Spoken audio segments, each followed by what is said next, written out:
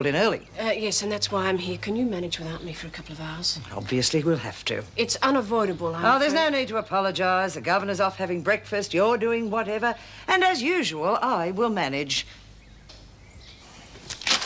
I'll go now, and would you please stop tidying up? It is driving me crazy. What on earth's all that about? Don't ask. Have you heard from Marty yet? No, I haven't. As a matter of fact, if he calls in, would you contact me at the McCormick house? The McCormick house? Oh, it's a long story, but Nancy McCormick's asked me to visit her daughter-in-law.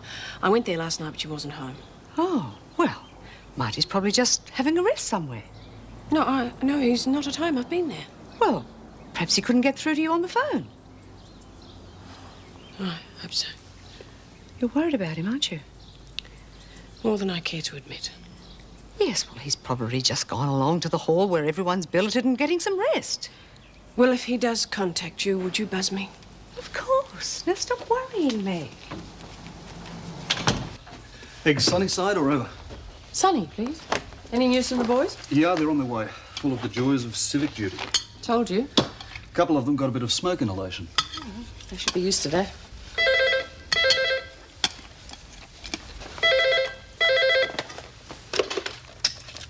Hello? Yes, he is. Dan?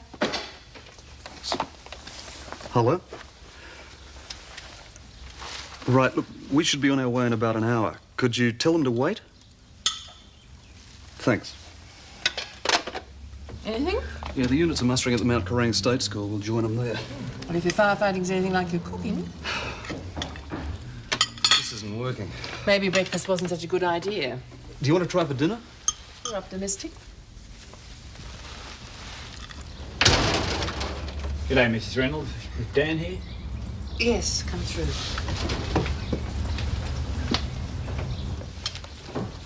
Geez, breakfast. Now, Dan, just in time, eh? Enjoy it. Yeah. Okay.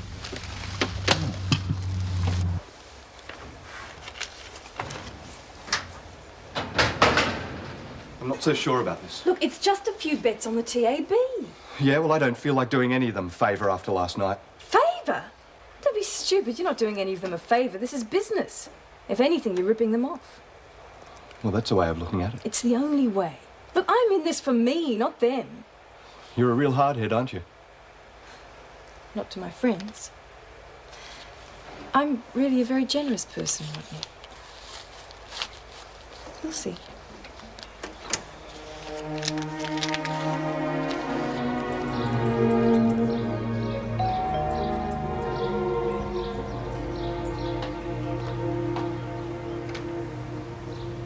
Yes?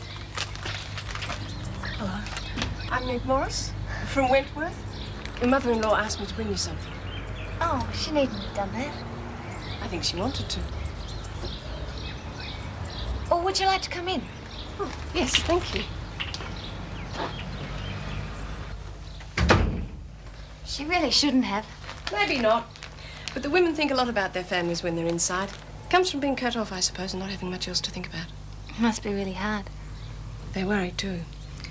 About problems that they're not there to help with. There's nothing for her to worry about. Probably not. But in isolation, things get magnified. Yes, I imagine they would. Like that bruise near your eye. That was just a silly accident. I walked into a clothesline. Well, there you are, then. In detention, that could get magnified into all sorts of things. But that's silly. I'm always having accidents.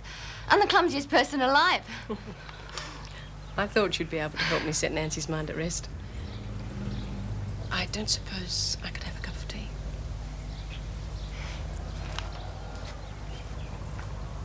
I'm a fighter too, kid. You come from a long line of fighters, eh? We're Irish, you know. That's why you came so bloody early. Too impatient to wait your turn, eh? Jess, she reckons you take after her dad. He's the one who couldn't back the right horse even in a one-horse race.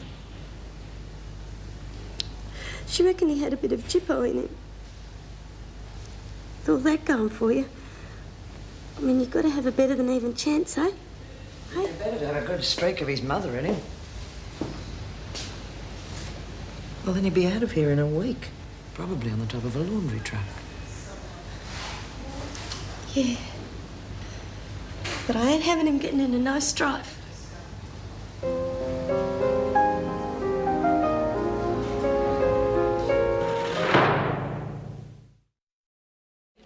Hey, look! Just what you need in the middle of a bushfire. Hey, well, what about this? This'd be real good when you lost everything you got. Oh, you'll break a few hearts with that, Lurch. I have a living room that looks a lot like this lately. Why don't you try cleaning it up then? Mrs. Pringle, can I keep this? No one's going to want it. Jones, no. Everything on this table is for the bushfire victims. No one gets to keep anything. It's only a hat. No. Give it me, it's mine. Jones, please, that is quite enough. Now, Mr. Pringle wants a hand in the kitchen. Let's go and help him, shall we? But I want to do this. Come along. Hey, look at this, Mrs. Morris. Pretty stylish, eh? Charming. Can I have a word with you?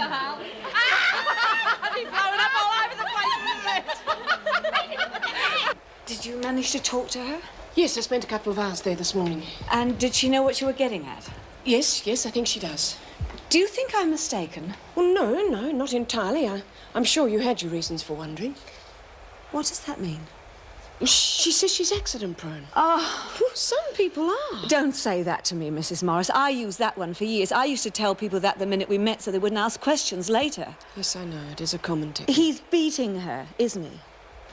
Yes, he might be. He is, isn't he? Yes. I'm sure you're right. I'd be much happier if you could be with him full-time, too. But the hospital tells me they've got no single rooms available at the moment. I don't mind being in the ward. Well, I wouldn't mind that either. But department regulations state that you've got to be under guard, and that's not acceptable to the hospital in a public ward. Look, Mrs. Reynolds, I ain't going nowhere without him, and he can't go nowhere yet. I know. This is one of those times I'd like to throw the rule book out the window. But with your parole coming up so soon, if anything happened to jeopardise that... Yeah, but that's not for another 2 months. Not if I've got anything to do with it. I'm recommending an early release. Yeah, I suppose that's all you can do, eh? Until a hospital bed becomes available. I'll be harassing them till one does. Promise you. I just want to be with him, that's all. And that's where you should be. I think it's unfair, too. Oh, I'm sorry. Am I interrupting? No, we've just decided the world's unfair today, and we're going to try and do something about it. Sounds fine to me. Congratulations. Oh, thanks, Mrs. Morris. May I come and visit him? Oh, yeah, if you'd like. Look, you'll let me know if anything changes, won't you? I will. Mrs. Slattery? Poor kid. Yes. Have you heard from Marty yet? No, nothing. I'm trying not to be a panicky mother. Yes, I'm getting a bit concerned myself. What are we going to do?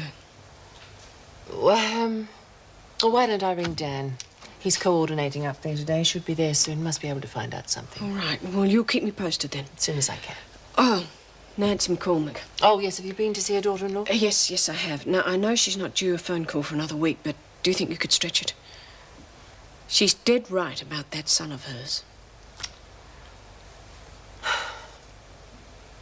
And the sister, she reckons the rate he's going through his tucky, he's going to start putting on weight in no time.